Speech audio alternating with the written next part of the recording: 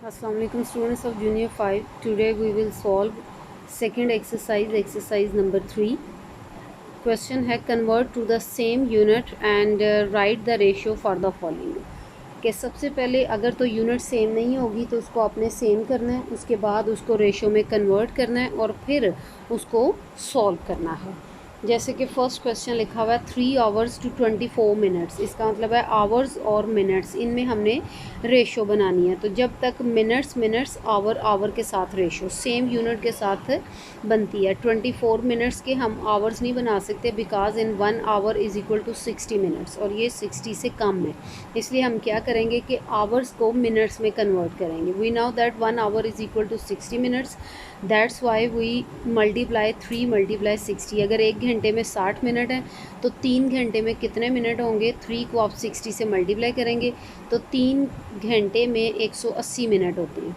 अब minutes same unit हो गई है तो हम लिखेंगे 180, 3 आवर्स की जगह 180 लिखेंगे और 24 मिनट्स की जगह 24 और 2 की जगह हम रेशो का साइन लगाएंगे। अब इसको हमने सिंपलेस्ट फॉर्म में लिखना है। रेशो को सिंपलेस्ट फॉर्म में लिखने का ये प्रोसीजर होता है कि आपने उसकी कटिंग करनी है, यानी दोनों के लिए, यानी 180 फर्स्ट टर्म है और 24 सेकेंड टर्म है। दोनों टर्म के लिए आपने एक ही टेबल पढ़ना है, सेम टेबल जो दोनों को डिवाइड कर दे। तो उसके लिए हम पढ़ा हुआ टेबल मैंने 6 का, आप 2 का टेबल भी पढ़ सकते हैं। जो टेबल दोनों को डिवाइड करें हम वो टेबल पढ़ सकते हैं। ज़रूरी नहीं है कि मैंने 6 का पढ़ा हुआ तो आपने भी 6 का पढ़ना है। आप यहाँ पे 4 का 4 16 जी 4 का टेबल भी पढ़ा जा सकता है, 2 का टेबल भी पढ़ा जा सकता है और 6 का टेबल भी पढ़ा जा सकता है और 3 का टेबल भी पढ़ा जा सकता है।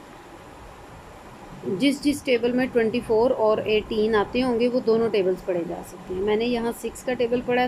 बड़ा टेबल पढ़ने का ये फ़ायदा होता है कि हमें बहुत कम दफ़ा टेबल पढ़ना पड़ता है।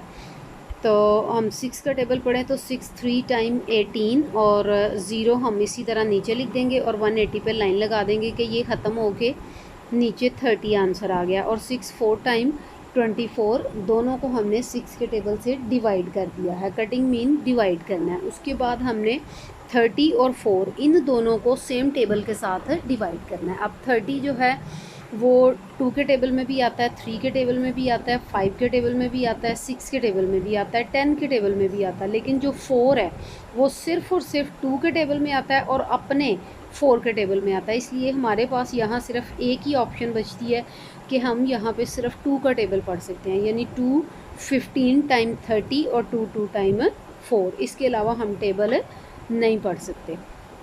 सेकंड क्वेश्चन है इसका 5 डेज़ टू 2 वीक्स।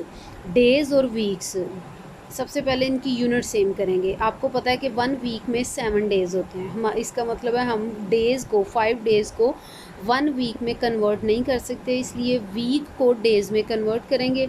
तो अगर 1 वीक 7 डेज़ के इक्वल है तो फिर 2 वीक यानी 2 हफ्तों में कितने दिन होंगे? तो 2 हफ्तों में 14 डेज़ होंगे। 2 मल्टीप्लाई 7, तो 2 into 7 is equal to 14 days. तो हम रेशो बनाएंगे 5 डेज़ की जगह 5 भी लिखा जाएगा और 2 वीक्स जिनको हम कन्वर्ट करके डेज़ बनाया वो 14 आ जाएगा। 5 और 14, 5 रेशो 14 और 5 और 14 कोई भी ऐसा टेबल नहीं है जिसमें ये दोनों एक साथ आते हों। 5 सिर्फ 5 के टेबल में आता है, 14 2 टेबल में आता है, 2 में और 7 में। लेकिन 2 के टेबल में 5 भी नहीं आता, 7 के टेबल में भी 5 नहीं आता। इस वजह से हम इसकी यहाँ कटिंग नहीं करेंगे। 5 रेशो 14 एज सच हमारा आंसर होगा। और ये दोनों क्वेश्चंस आपने अपनी कॉपी पे सॉल्व करने हैं। इंशाल्लाह इसके जो रेस्ट ऑफ द 2 और 3 क्वेश्चंस हैं वो हम कल करेंगे।